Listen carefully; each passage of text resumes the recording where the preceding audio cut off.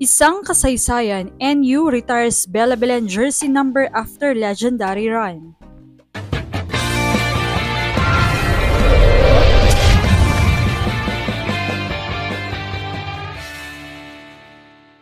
What's up, Volleyball Nation? Welcome back to my YouTube channel. Narito ako para magbigay sa inyo ng updates tungkol sa mundo ng volleyball. Pero bago yan, don't forget to subscribe and hit the notification bell para updated ka sa aking mga videos. Wala nang mas deserving na Bulldog sa pagkakataong ito para sa karangalang ito, kundi ang 7-time champion at 4-time MVP Bella Belen. Ang number 4 ang kauna-unahang jersey sa history na ibabandera sa wall ng National University. Nagtala ang Bulldogs ng sarili nilang kasaysayan nitong Webes sa kanilang pep rally sa Mall of Asia Music Hall habang kanilang ireretiro ang jersey ni Micaela Bella Belen, ang kauna-unahang student-athlete na tatanggap ng ganitong parangal sa kasaysayan ng paaralan ng National University. Dahil sa pambihirang talento at dedikasyon ni Belen, naging tanyag at kalaunan ay makasaysayan ang number 4 sa Blue and Gold. Matapos makamit ang 7 kampyonato at 4 na MVP awards sa juniors at seniors division, ang ganitong parangal ay patunay na talagang mahalaga ang grassroots program sa UAAP. Maraming ipinakitang talento at kahanga-hanga si Belen. Hindi lang siya nagpakita ng husay sa loob ng court kundi maging sa labas din. Isa siyang tunay na mabuting halimbawa ng pagiging nationalyan, pahayag ni National Youth Athletics Director Oti Camangyan. Buo ang kanyang loob at pagkatao at handang-handang pagdating sa larangan ng sports, akademya at asal. Di bihira ang ganitong klaseng atleta, dagdag pa niya. Magiging makahulugan din ang seremonyang ito sapagkat ito ay sumisimbolo ng full circle journey ng isa sa decorated player na lumaban sa UAAP na talaga nagpakita ng buong puso at takot.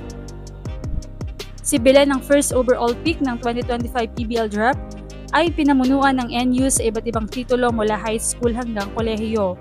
Kabilang na ang unang kampyonato ng Lady Bulldogs sa loob ng 65 years noong UAAP Season 84. At kahit na lagi siyang nakangiti, chill lamang at aktibo sa laro, ay hindi naging madali ang lahat. Sobrang sipag noong naging bahagi siya ng varsity team namin. Ang hirap ng training namin, as in mahirap talaga, umiiyak talaga siya, tumutulo ang luha. Pero hindi siya umalis, nagpatuloy siya. Hindi siya kailanman nag-quit. Napakatibay niyang bata, sobrang dedicated, pahayag ni Babes Castillo, dating coach ni Belen sa high school.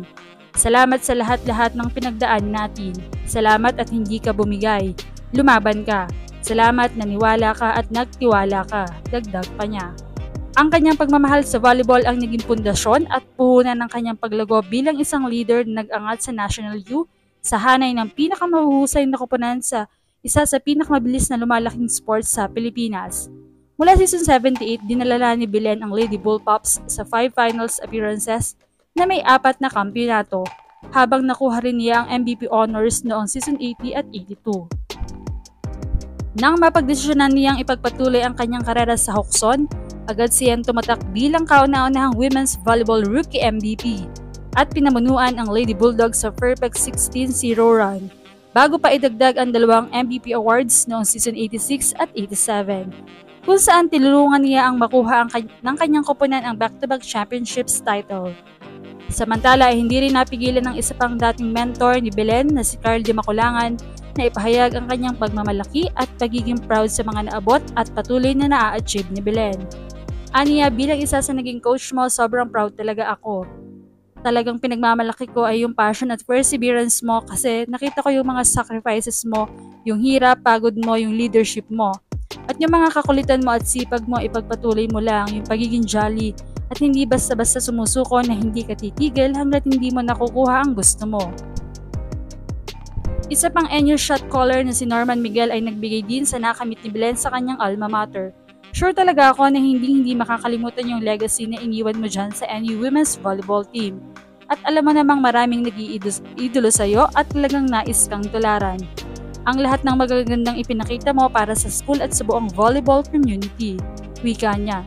Talaga namang si Belen ay hindi lamang ang unang atleta ng National U na na-retire ng jersey, kundi siya rin ang nagtala ng standard na magsisilbing simula ng isang tradisyong nais ipagpatuloy para sa susunod na henerasyon. Anong masasabi niyo dito? Leave a comment below. Thank you for watching and don't forget to subscribe.